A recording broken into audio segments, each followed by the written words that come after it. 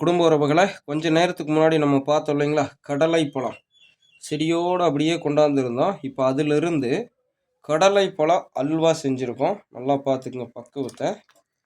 இந்த பக்குவத்தில் நிறுத்தணும். உங்களுக்காக நேரலையில் தயாரிப்பு இருக்குது. கம்பி பக்குவம்னு சொல்கிறோம் இல்லைங்களா, தெளிவாக பாருங்க.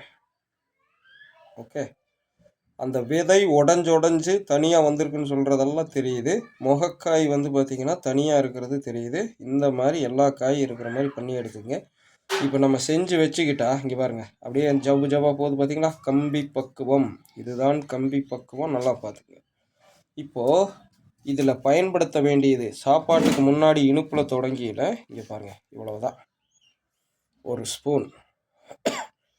புதிதாக திருமணமானவங்க ஆண் பெண் அப்படின்னா இதில் 2 ஸ்பூன் எடுத்துக்கங்க, ஒன்றும் தப்பு இல்லை. ஓகே, வேறு லெவலில் அயன் போலிக் மைண்டில் ஞாபகம் வச்சுக்கோங்க.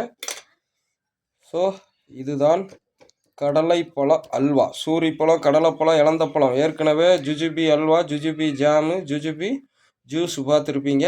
இது கடலைப்பழம். சூரிப்பழத்தில் நம்ம பண்ண வேண்டிய அவசியம் இல்லை, அது அப்போவே சாப்பிட்டாகணும். சரிங்களா? கடலைப்பழம், இலந்தப்பழம் ரெண்டுலேயும் நம்ம இந்த மாதிரி செய்து வச்சுக்கலாம். 6 மாதத்துக்கு கிடாது. இந்த பாத்திரத்தை விட்டு நம்ம எடுக்காமல் இருக்கணும். இடையில எப்படி இதை வந்து மதிப்பு கூட்டணும், கெடாமல் இருக்கிறதுக்கு சில வித்தைகளை செய்யணுங்கிறத அடுத்தடுத்து பௌர்ணமா செய்து காட்டுவாங்க. ஸோ அதை நம்ம ஃபாலோ பண்ணுறப்பும் காட்டுறோம். இன்றைக்கி நாள் 3ஆம் தேதி அம்மா,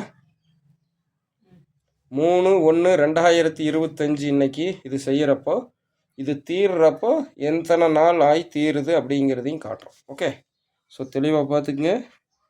ரீல்ஸில் மட்டும்தான் பார்க்குறவங்க, ஷார்ட்ஸில் பார்க்குறவங்க நேரலையில் உங்களுக்காக யூடியூப்லேயும் ஃபேஸ்புக்லேயும் ரெண்டுலேயும் போயிட்டுருக்கவே எடுக்கிறது தான் இது. ஸோ அதையும் பார்த்துக்குங்க. நன்றி, வணக்கம் மக்களே.